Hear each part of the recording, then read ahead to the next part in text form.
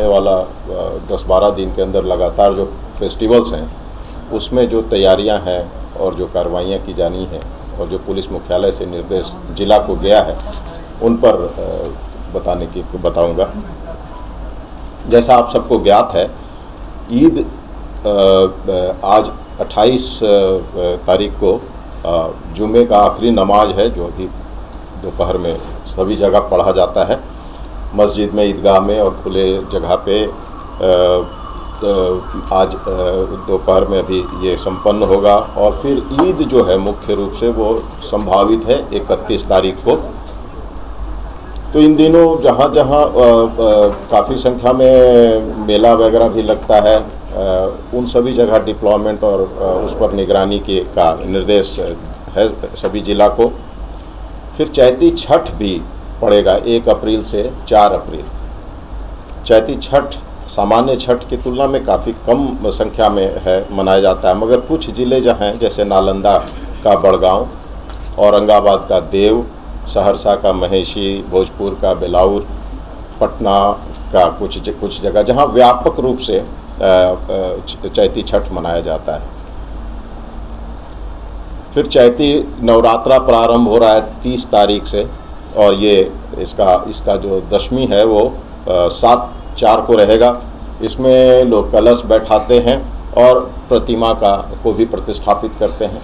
तो ये सब जो है सब पर विधि व्यवस्था के दृष्टिकोण से निगरानी और जो बल की प्रतिनियुक्ति आदि होनी है, क्योंकि इसमें जो प्रतिमा वगैरह जो विसर्जन करते हैं वो दशमी के बाद भी 1-2 दिन तक चलता है, तो उस पर विशेष सतर्कता बरतने की आवश्यकता होती है।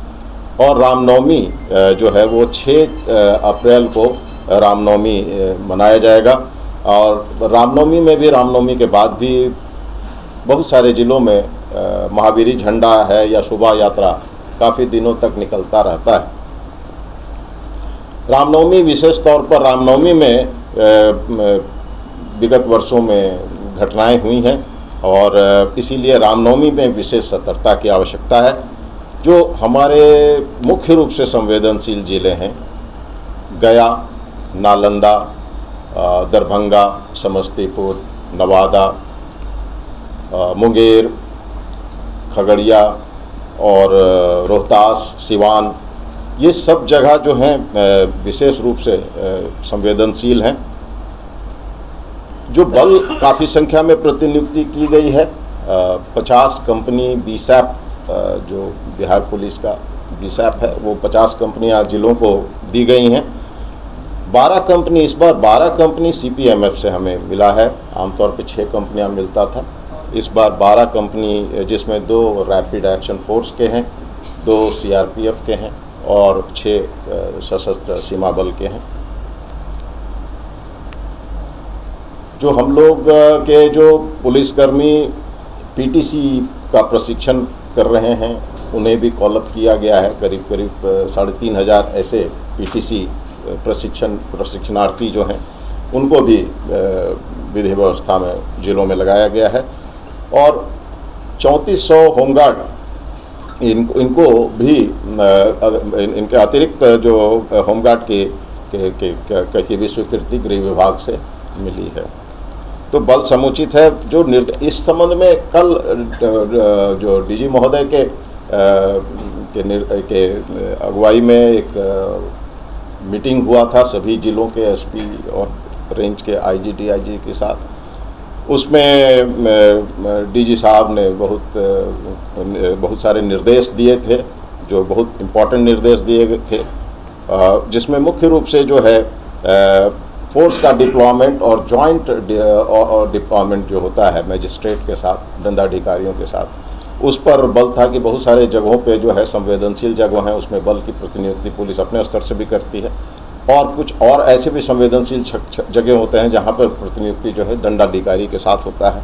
तो ज्वाइंट ऑर्डर निर्गत कर लेंगे सभी लोग, तो वो कार्रवाई की जा रही है। जो पास्ट में इंसिडेंट्स कम्युनल वायलेंस या कम्युनल टेंशन्स के हुए हैं या इस वर्ष भी जो हुए हैं, उन सभी जगहों में सभी जिला जो है उसको चिन्हित कर लिया है और उन सभी जगहों पे शांति समिति की बैठकें की गई हैं और की जा रही हैं। शांति समिति को मुख्य रूप से ये जिम्मेवारी देने की बात डीजी साहब द्वारा कही गई है कि वो एक जिम्मेवारी लें, शांति समिति एक जिम्मेवारी ले और विधि व्यवस्था संधारण में वो पूरी तरह से प्रशासन को मदद करे। तो इस लिहाज से भी शांति समिति के जो सदस्य हैं उनको प्रोत्साहित करने सभी एसपीज को निर्देश दिया गया है कि अपना जो अपने जो फोर्स हैं उसका ऑडिट कर लें। अभी कोर्ट भी बंद रहेगा और बहुत सारे ऐसे जो काम होते हैं वो बंद रहेंगे, तो वो फोर्स ऑफिसेज में जो फोर्स हैं उनको भी मोबिलाइज करें और उनका भी एक QRT बनाएं। छोटा ही QRT ज़्यादा इफेक्टिव होता है, 15 से 20 आदमी का, और वो पूरी तरह से बॉडी प्रोटेक्टर्स के साथ, हेलमेट के साथ, जो टीयर गैस वगैरह जो अश्रु दस्ता है उन सभी टीम के साथ लैस रहें और पब्लिक एड्रेस सिस्टम माइक उपलब्ध कराया गया है सभी थानों को, वो माइक भी अपने साथ रखें और सभी बल के प्रतिनिधि लाठी के साथ भी हो। तो ये सब पर बहुत जोर दिया गया है कि किसी भी सूरत में कोई भी फोर्स QRT जब भी निकले वो बिल्कुल पूरी तरह से पूरी तरह से बॉडी प्रोटेक्टर्स, हेलमेट और अश्रु जो दस्ता है उसकी टीम के साथ इंटरफेस करे जब भी ऐसा क्राउड वाला सिचुएशन जहां हल्का या बड़ा लॉ एंड ऑर्डर की संभावना हो, उस तरह से ये अप्रोच करें। ये स्पष्ट रूप से माना गया है, जो पुलिस का अपना अध्ययन है, कि सबसे बड़ा प्रॉब्लम जो होता है डीजे के कारण होता है। डीजे जो है वो जिस तेजी से बजाते हैं उससे कोई भी व्यक्ति, इवन बुजुर्ग लोग भी, उनका भी पाल्पिटेशन हाई हो जाता है और काफ़ी देर एक जगह रोक के वो इरिटेट करता है। तो डीजे बहुत बड़ा जो है एक लॉ एंड ऑर्डर बढ़ाने में का एक कारण बनता है और डीजे पे बहुत दृढ़तापूर्वक कार्रवाई करने का निर्देश दिया गया है पुलिस मुख्यालय से कि ऐसे डीजे बिल्कुल नहीं बजाए जाएंगे प्रोसेशन में। जितने भी जुलूस प्रोसेशन जो निकलेंगे रामनवमी के समय में वो फुली प्रॉपरली स्कॉटेड होंगे पुलिस के द्वारा, ताकि किसी भी तरह का कोई व्यक्ति जुलूस के अंदर से या बाहर से कोई उत्पात नहीं करे और फ्रंट में भी फोर्स रहे और पीछे भी फोर्स रहे और फोर्स के सिक्योरिटी में पूरे उसका जुलूस को आगे बढ़ाएंगे।